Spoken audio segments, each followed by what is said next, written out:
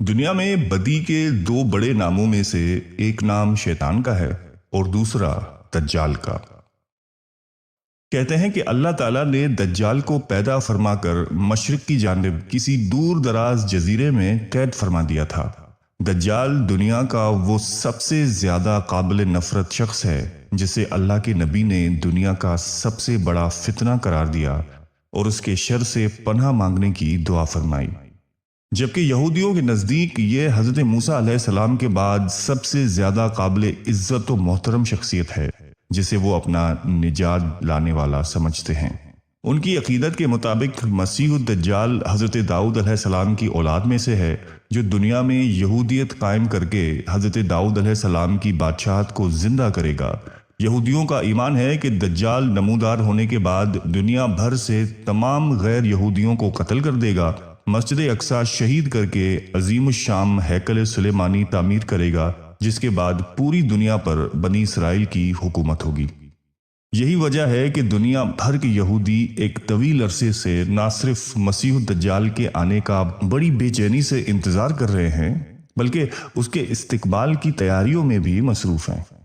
फलस्तीनियों की सरजमीन पर गासिबाना कब्जा करके यहूदी रियासत इसराइल का कयाम मसीह दज्जाल के इस्तकबाल का पहला कदम था।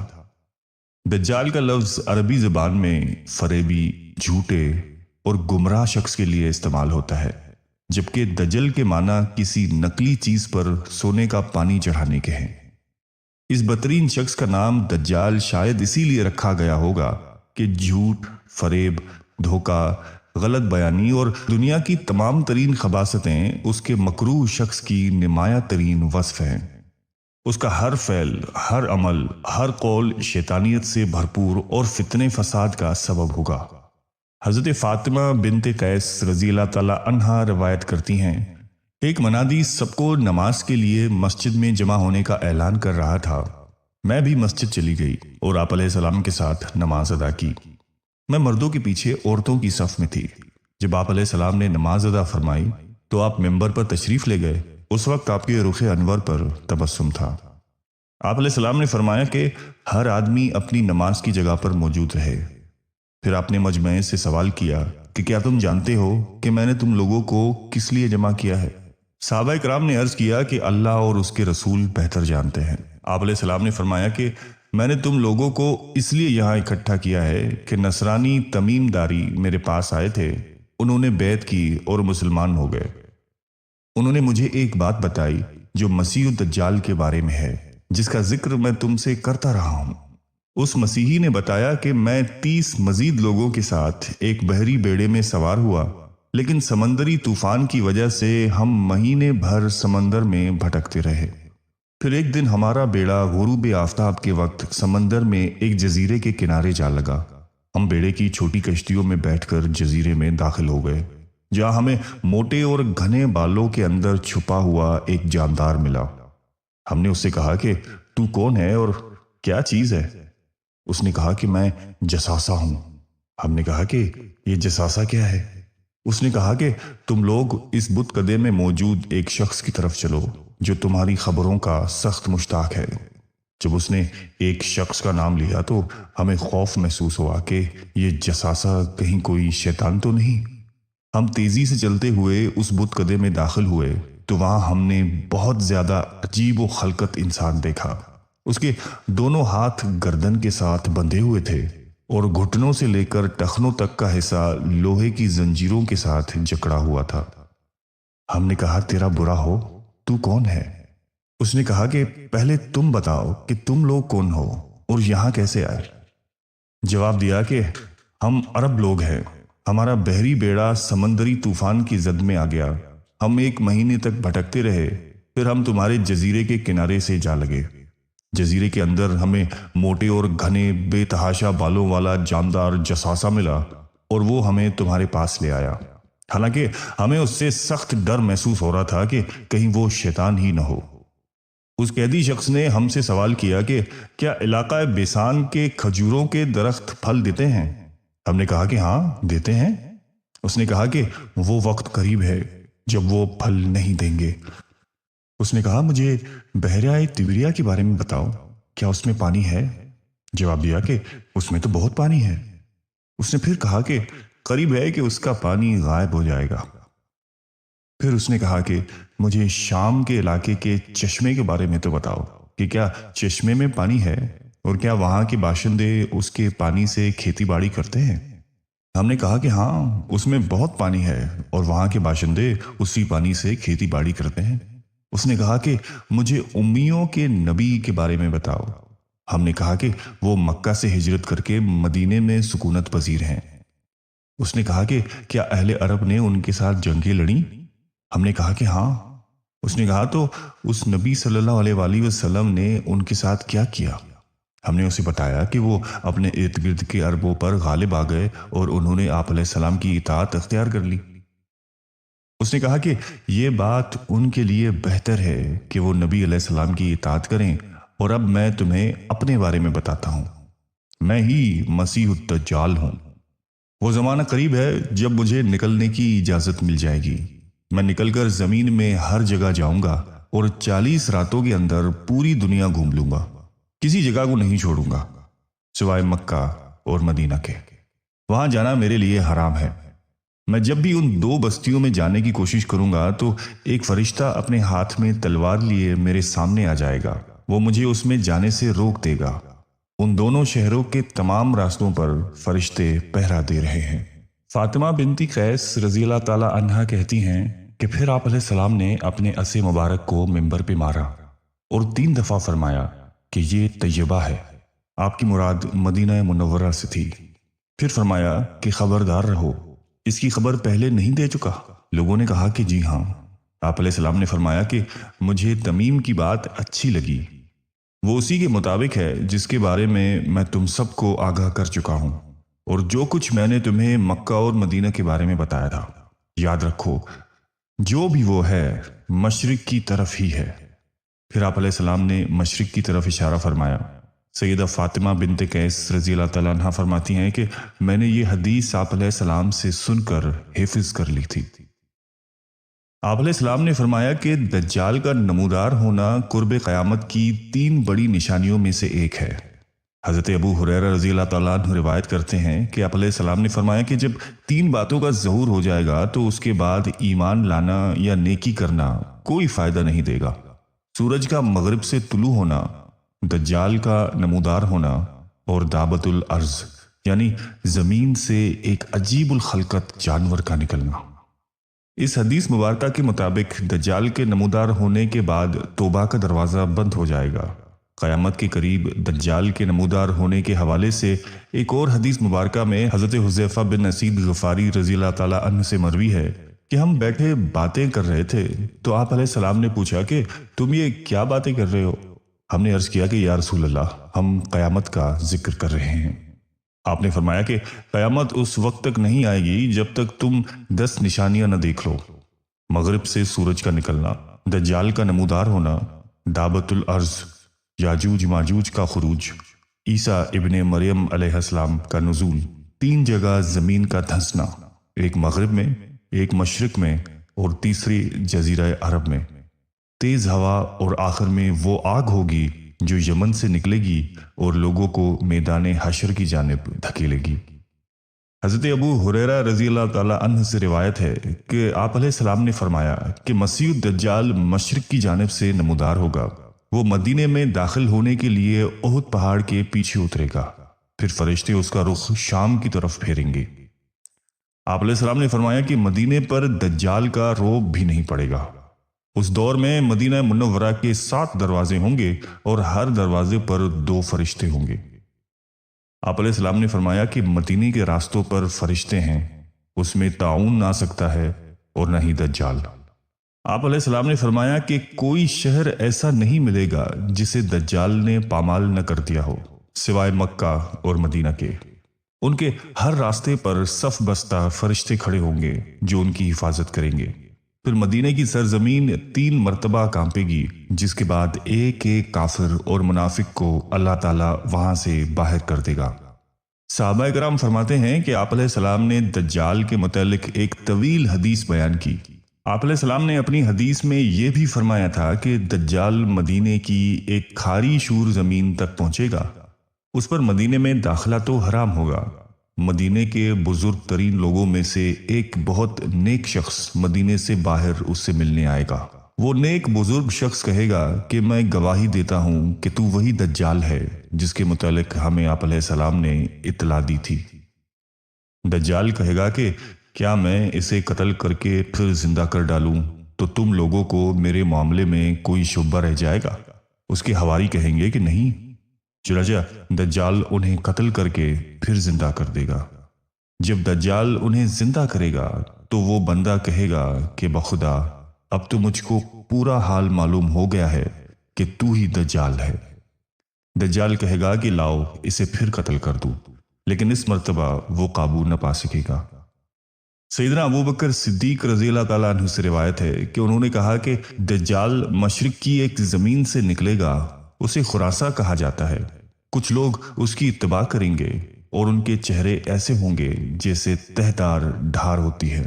صحیح بخاری میں ایک حدیث حضرت ابو ہریرہ رضی اللہ تعالیٰ عنہ سے مروی ہے کہ آپ علیہ السلام بیان کرتے ہیں قیامت اس وقت تک قائم نہیں ہوگی جب تک دو گروہ آپس میں جنگ نہ کر لیں اور ان میں عظیم جنگ برپا ہوگی، حالانکہ دونوں کا دعویٰ ایک ہوگا، اور قیامت اس وقت تک قائم نہیں ہوگی جب تک کہ 30 کے قریب جھوٹ بولنے والے دجال نہ پیدا ہو جائیں۔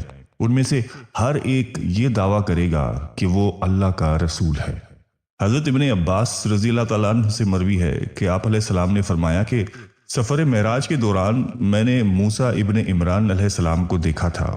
ان کا رنگ گندمی، قد لمبا اور بال گھنگرالے تھے، جیسے قبیلہ شنوع کا کوئی شخص ہو۔ پھر میں نے عیسیٰ ابن مریم علیہ السلام کو بھی دیکھا۔ ان کا قد درمیانہ، رنگ سرخ سفید اور سر کے بال سیدھے تھے۔ اس سفر میں اللہ تعالیٰ نے بہت سی نشانیاں دکھائیں۔ میں نے دوزخ کے دروغہ اور دجال کو بھی دیکھا۔ آپ علیہ السلام نے فرمایا کہ میں نے رات خود کو نیند کی حالت میں کعبے کے پاس دیکھا تو مجھے ایک شخص نظر آیا جو گندم گو لوگوں میں سب سے خوبصورت تھا۔ اس کے بالوں کی لمبی لمبی خوبصورت لٹیں تھی جن میں کنگھی کی ہوئی تھی اور ان میں سے پانی کے قطرے ٹپک رہے تھے۔ وہ 2 آدمیوں کے سہارے بیت اللہ کا طواف کر رہے تھے۔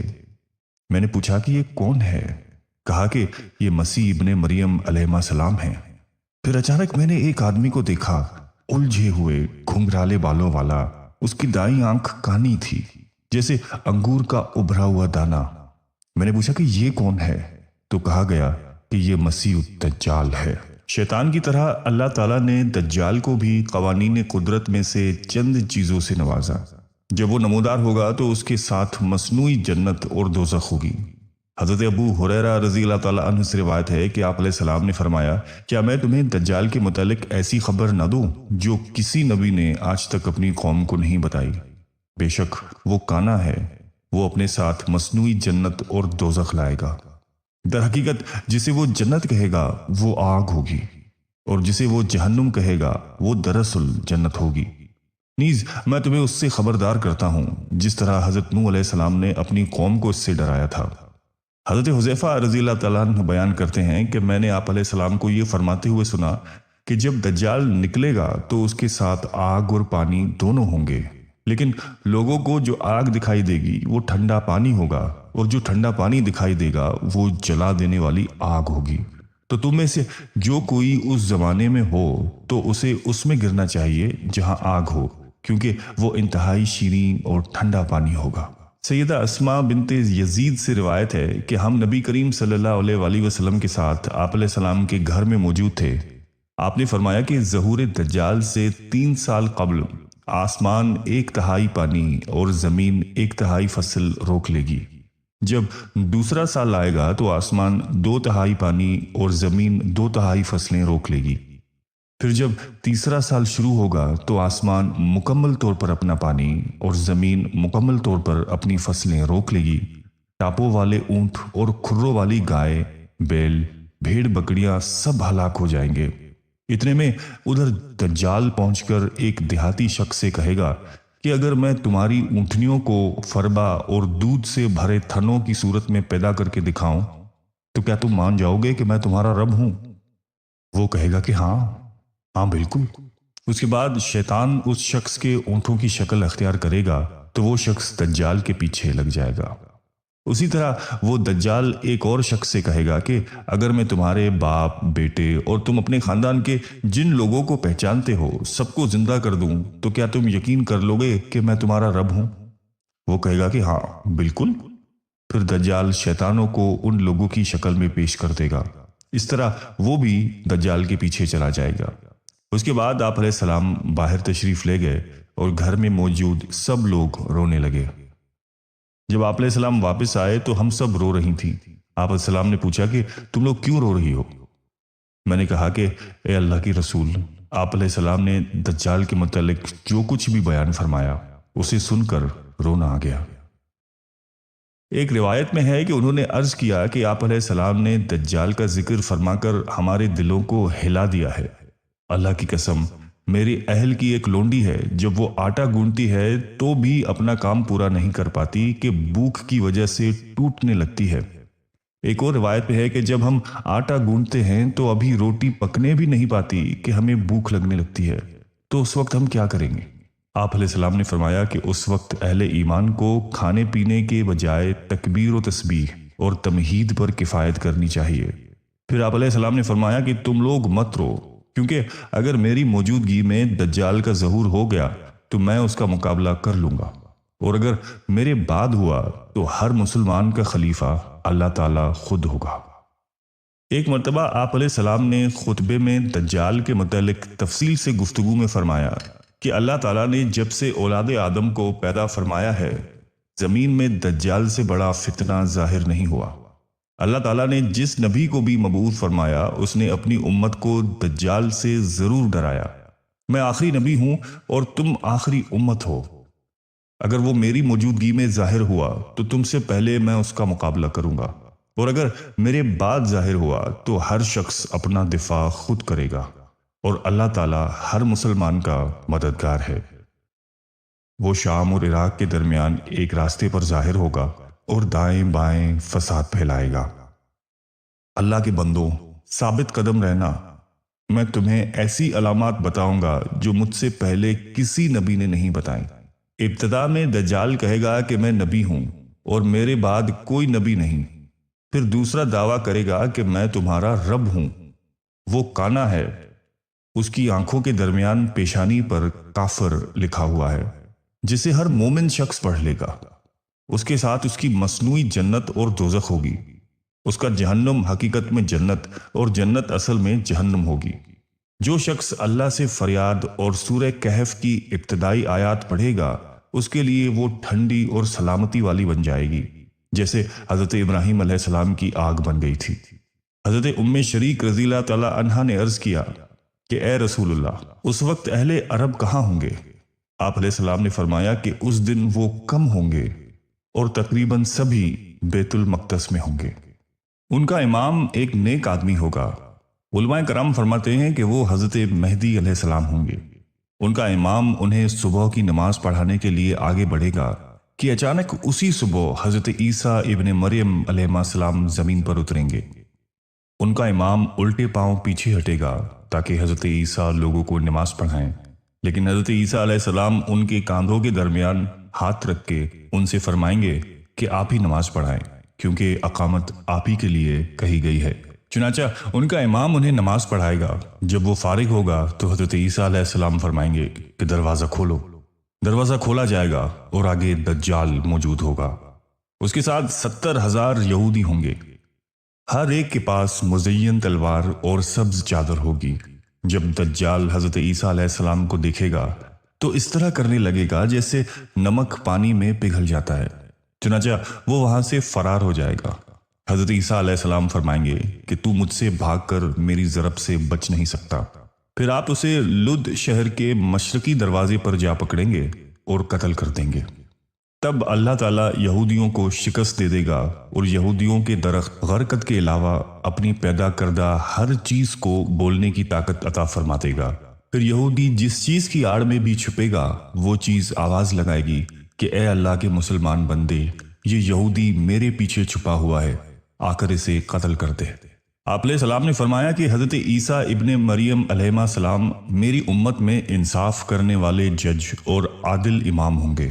وہ صلیب کو توڑیں گے، خنزیر کو ذبح کر دیں گے، جزیہ ختم کر دیں گے، صدقہ لینا بند کر دیں گے، کسی بکری یا اونٹ کی زکوٰۃ نہیں لی جائے گی، آپس کی ناراضگی اور دشمنی ختم ہو جائے گی، زہریلے جانوروں کا زہر نہیں رہے گا، حتیٰ کہ اگر بچہ سانپ کے منہ میں ہاتھ ڈال دے تو سانپ اسے نقصان نہیں پہنچائے گا، بھیڑیا بکریوں میں ایسے ہوگا جیسے ریوڑ میں کتا ہوتا ہے، زمین امن سے اس طرح بھر جائے گی جیسے برتن پانی سے بھر جاتا ہے، سب لوگ متحد ہوں گے، اللہ کے سوا کسی کی عبادت نہیں کی جائے گی، جنگ نابود ہو جائے گی، قریش سے حکومت چھن جائے گی، زمین چاندی کے تھال کی طرح ہو جائے گی، اس کی پیداوار حضرت آدم علیہ السلام کے زمانے کی پیداوار کی طرح ہو جائے گی، انگور کا ایک خوشہ یا ایک انار کئی افراد کے لیے کافی ہوگا، بیل زیادہ مال کے بدلے اور گھوڑا چند درہم میں مل جائے گا۔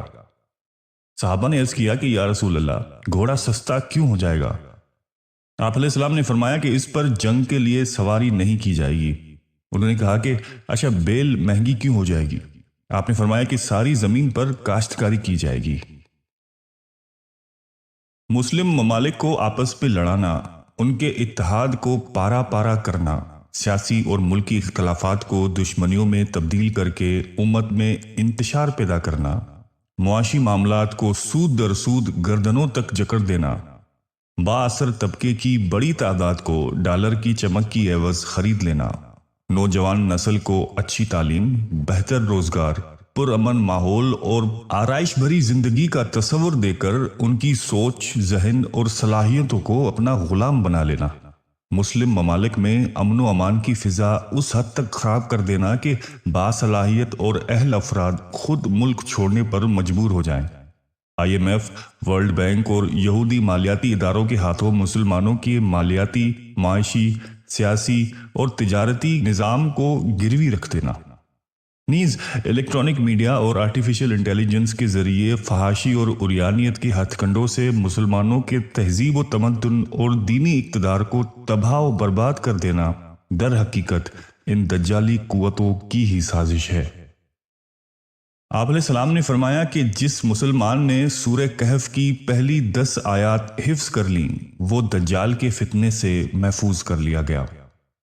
حضرت ابو ہریرہ رضی اللہ تعالیٰ عنہ سے روایت ہے کہ آپ علیہ السلام نے فرمایا کہ جب تم تشہد سے فارغ ہو جاؤ تو 4 چیزوں سے پناہ مانگو: جہنم کے عذاب سے،